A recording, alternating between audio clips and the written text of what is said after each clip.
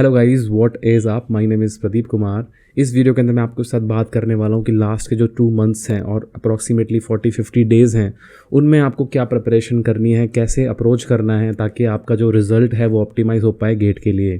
चलिए इस वीडियो को स्टार्ट करते हैं। सबसे पहली चीज़, आपको जो टेस्ट सीरीज़ आप दे रहे हो, आई एम अज्यूमिंग कि आपने सारा सिलेबस कंप्लीट कर लिया है एंड अब आप सिर्फ टेस्ट सीरीज़ दे रहे हो। तो आपको जो जनवरी का पूरा महीना है उसमें सिर्फ फुल लेंथ टेस्ट देने हैं। आपको अप्रॉक्सीमेटली हर अल्टरनेटिव डे पे आपको फुल लेंथ टेस्ट देने हैं। आई प्रेफर कि हर दिन आप टेस्ट दो। सुबह जो टाइम है मान लो 9 बजे से स्टार्ट करो एंड 12 बजे तक आप अपना टेस्ट दो। उसके बाद उसको पूरे दिन बैठ के आप एनालाइज़ करो कौन से क्वेश्चंस में प्रॉब्लम हुई थी, कौन से टॉपिक्स नहीं आते तो उनको फिर पढ़ो। पूरा दिन आप उस चीज़ में स्पेंड करो। ऐसा अगर आप 15-20 दिन भी करते हैं तो ये आपकी प्रिपरेशन को 50% तक बूस्ट कर सकता है। अभी जनरली जो लोग गलती करते हैं वो है कि फुल लेंथ टेस्ट अवॉइड करते हैं बिकॉज उसमें 3 घंटे बैठना है। वो सोचते हैं कि मैं सब्जेक्ट वाइज प्रिपेयर कर लेता हूँ, सब्जेक्ट वाइज टेस्ट दे लेता हूँ, छोटे मोटे टेस्ट दे लेता हूँ। ऐसा आपको नहीं करना है। आपको पूरा 3 घंटे के लिए मेंटली अपने आप को प्रिपेयर करना है। उसके लिए आपको फुल लेंथ टेस्ट देने पड़ेंगे। अब दूसरी बात जो आती है वो है रिवीजन। तो रिवीजन आपको रोज़ करना है। 1-2 घंटे बैठ के सिर्फ आपको रिवीजन करना है because GATE is a revision intensive exam. इसमें बहुत ज़्यादा रिवीजन इन्वॉल्व रहता है। आपको कॉन्सेप्ट्स आपके माइंड में रहने चाहिए और टॉप ऑफ दी हेड आपको चीज़ें होनी चाहिए। तो अब ऐसा हो जाना चाहिए कि आप 5 मिनट में पूरा सब्जेक्ट रिवाइज हो रहा है। इतनी जल्दी जल्दी पेज पलटने चाहिए। कई बार गलती जो होती है लोगों से कि वो रिवीजन अब जाके स्टार्ट करते हैं पूरा का पूरा। तो अभी जो फर्स्ट रिवीजन होता है उसमें बहुत टाइम लगता है। To be honest with you, 1 दिन लग सकता है आपको। लेकिन आप रेगुलर बेसिस पर रिवीजन करेंगे तो 5-10 मिनट के अंदर आप पूरा का सब्जेक्ट रिवाइज कर सकते हैं। इस लेवल की रिवीजन फ्रिक्वेंसी आपको करनी है। तो उस लेवल का आपको रिवीजन करना है। तो रोज़ 2-3 घंटे आप इस चीज़ पे स्पेंड कीजिए रिवीजन। उसके बाद आप टेस्ट दीजिए, उसके बाद उस टेस्ट के एनालिसिस कीजिए। तो ये सारी चीज़ें आपको करनी है।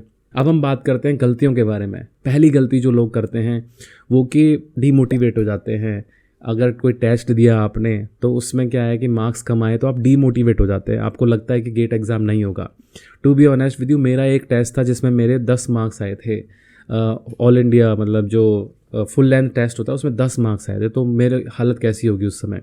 मैं तो भाई इतने साल से प्रिपेयर कर रहा था सेल्फ स्टडी के थ्रू। तो अब क्या है कि आपको ना डीमोटिवेट नहीं होना। ये सबसे बड़ा प्लस पॉइंट है। जो लोग एनर्जेटिक रहते हैं ना, जो लोग मेंटली प्रोएक्टिव रहते हैं, उनके बहुत ज़्यादा सक्सेस होने के चांस रहते हैं। तो आपको डीमोटिवेट बिल्कुल भी नहीं होना है। डीमोटिवेशन तो आप हटा ही दो। दूसरी गलती जो लोग करते हैं वो कि याद करने की कोशिश करते हैं क्वेश्चंस को। जो क्वेश्चंस आ रहे हैं उनको याद करने की कोशिश करते हैं। तो ऐसा मत करिए।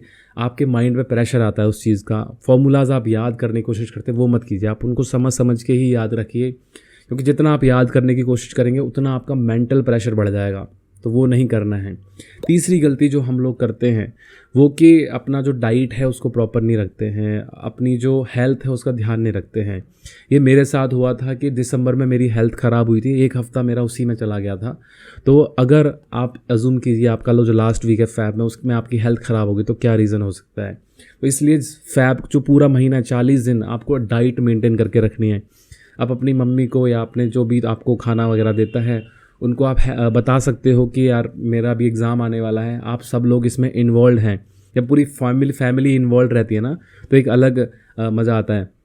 तो आप उनको बताइए कि मेरा एग्ज़ाम आने वाला है, मुझे आपका भी सपोर्ट चाहिए। मम्मी को बिठाइए, पापा को बिठाइए, अपने भाइयों को बिठाइए कि मेरा एग्ज़ाम है, बहुत इंपॉर्टेंट है मेरे लिए और मुझे आपका सपोर्ट चाहिए।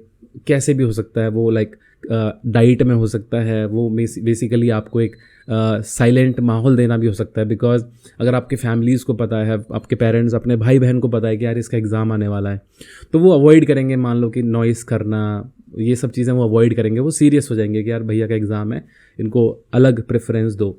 तो ये बहुत इंपॉर्टेंट चीज़ है कि फैमिली आपकी इन्वॉल्व रहती है तो आपको अच्छा खाना मिलेगा, फ्रूट्स मिलेंगे, डाइट्स मिलेगी। तो मेरा जो लास्ट जनवरी का महीना था उसमें मेरी मम्मी ने बहुत ध्यान रखा था इस चीज़ का and I really appreciate that. तो आप भी इस चीज़ का ध्यान रखिए। हेल्थ ख़राब नहीं होनी चाहिए किसी भी रीज़न की वजह से। आप अवॉइड करिए बाहर का खाना because that is a main cause of having a bad health. तो अब ये तो गलतियाँ थी जो आपको अवॉइड करनी है। अब जो प्रो टिप मैं आपको देने वाला हूँ वो कि अभी क्या है आपके मान लो जो मार्क्स आ रहे हैं ना, उस मार्क्स को इम्प्रूव करने का बहुत अच्छा तरीका है आपके पास। तो जैसे अभी आपके मार्क्स आ रहे हैं मान लो 40 की रेंज में, आप चाहते हो कि मेरे मार्क्स 50 की रेंज में आए, 60 की रेंज में आए। तो उसके लिए उन लोगों के पास बहुत बड़ा अपॉर्चुनिटी, बहुत ही कम टाइम में ये पॉसिबल होता है। तो जिनके मार्क्स 40 पे आ रहे हैं वो क्या काम करें, वो देखें कि मार्क्स कहाँ कहाँ कट रहे हैं, किस किस क्वेश्चंस में वो कट रहे हैं, और उनको प्रिपेयर करें। जो 40 है ना, वो 45 भी हो सकता है, वो 50 भी हो जाएगा, वो 55, 60, 70 तक भी जा सकता है, क्योंकि आपकी प्रिपरेशन पूरी है। जिनके 40-45 आ रहे हैं ना, उनकी preparation 80% they are prepared. Now they have to prepare for that extra cherry on the top, right. तो जैसे मेरा क्या था, मेरे को COA बहुत टफ लगता था बिकॉज मैंने वो अच्छे से पढ़ा नहीं था और there was no resources that available. So अब मेरे को था कि यार इसके क्वेश्चंस तो आते हैं, 10 मार्क्स का तो आता ही है, 5 मार्क्स एटलीस्ट मेरे आने चाहिए इसमें। तो मैंने देखा कि किस किस तरीके के क्वेश्चंस आते हैं, पैटर्न क्या है क्वेश्चंस का। तो मैंने वो क्वेश्चंस के रिलेटेड जो कॉन्सेप्ट है वो समझ लिए स्पेसिफिकली, पूरा सब्जेक्ट पढ़ने के बजाय जो क्वेश्चन है उनके कॉन्सेप्ट समझे, उनको देखा कि यार ये क्वेश्चंस रिपीट हो रहे हैं। तो सेम क्वेश्चंस मेरे को लास्ट एग्ज़ाम में भी मिले थे, जिसकी वजह से मेरे मार्क्स आए थे। तो ये आपको अवॉइड करना है, जो बॉटल नेक है आपको उससे ऊपर आना है। जो मार्क्स आपके अभी आ रहे हैं उसको पुश करना है, आपको बाउंड्रीज को पुश करना है। स्टैग्नेंट हो जाते हैं, आप एक ग्राफ मेंटेन करिए कि मेरे मार्क्स कैसे चल रहे हैं एग्जाम्स में, और आपको पता चलेगा कि अगर आप ऑन एन एवरेज 10 टेस्ट देते हो तो आपको रियलाइज़ हो जाएगा कि आप किस कर्व में, 1-2 से रियलाइज़ नहीं होगा, 10 में पता चल जाएगा कि आपका बाउंड्री क्या है, और वही मार्क्स आप एक्सपेक्ट करिए फाइनल एग्ज़ाम में, उसके अराउंड ही। तो वो जो फाइनल एग्ज़ाम जो आपका फुल एंड टेस्ट होता है वो एक रिफ्लेक्टर होता है आपके लिए कि आप कैसा आपके मार्क्स आने वाले हैं। It's not a correct reflector but it's a very good reflector, अगर अच्छी चीज़ों का आप दे रहे हो, अच्छी कोचिंग्स का दे रहे हो। तो जो भी आपकी प्रॉब्लम है, जो भी आपको डीमोटिवेशन हो रहा है, अगर आपको मुझे पर्सनली बात करनी है तो आप नीचे दिए हुए लिंक पर कनेक्ट हो सकते हैं मेरे से, हम पर्सनली बात करेंगे। आपकी जो भी प्रॉब्लम्स है उसको मैं सॉल्व करने की कोशिश करूँगा। इस वीडियो को लाइक करिए, कमेंट करके बताइए। एक ग्रुप का लिंक है, आप उसको ज्वाइन कर सकते हैं, उसमें मैं आपसे व्हाट्सएप के थ्रू पर्सनली कनेक्ट हो सकते हैं, हम लोग ग्रुप पे हम बात कर सकते हैं। तो ऐसे एक कलेक्टिव एक हम कम्युनिटी बना रहे हैं जिसमें हम चाहते हैं कि सारे लोग मिलके एक दूसरे की हेल्प करें, बिकॉज ये एग्ज़ाम बहुत इंपॉर्टेंट है। यहाँ पे आपको सपोर्ट चाहिए आपके पीयर्स का। मिलते हैं अगले वीडियो में, तब तक के लिए बाय बाय, टेक केयर, नमस्कार। एंड इस चैनल को सब्सक्राइब करके बिना मत जाना, कमेंट और लाइक छोड़ के जाना। मिलते हैं अगले वीडियो में, बाय बाय, टेक केयर, नमस्कार।